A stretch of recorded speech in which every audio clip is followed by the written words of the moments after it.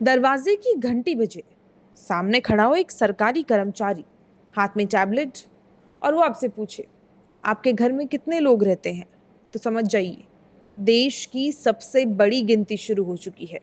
जी हाँ, the census of India 2027 1 अप्रैल 2026 से शुरू हो चुकी है।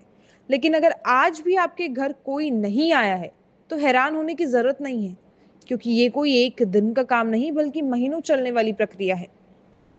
अभी पहला चरण यानी हाउस लिस्टिंग चल रही है, जिसमें हर घर, उसकी बनावट, सुविधाएं और परिवार से जुड़ी जानकारी जुटाई जा रही है।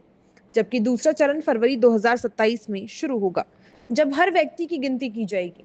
इस बार की जनगणना पहले से बिल्कुल अलग और हाईटेक है, पूरी तरह डिजिटल, और पहली बार जियो रेफरेंसिंग तकनीक के जरिए हर घर की सटीक लोकेशन डिजिटल मैप पर दर्ज की जाएगी। यानी सरकार के पास आपके घर का डेटा अब और भी सटीक तरीके से पहुंचेगा। सबसे बड़ी बात, आजादी के बाद पहली बार जातिगत डेटा भी इकट्ठा किया जाएगा, जिससे सरकार को समाज की असली तस्वीरें समझने और योजनाएं बनाने में मदद मिलेगी। इतना ही नहीं, अब आपको इंतजार करने की भी जरूरत नहीं है, क्योंकि सरकार ने सेल्फ एन्यूमरेशन का विकल्प दिया है। आप खुद ऑनलाइन जाकर करीब 33 सवालों के जवाब देकर अपनी जानकारी भर सकते हैं और एक SEID जनरेट कर सकते हैं, जिसे बाद में जनगणना कर्मी को दिखाना होगा।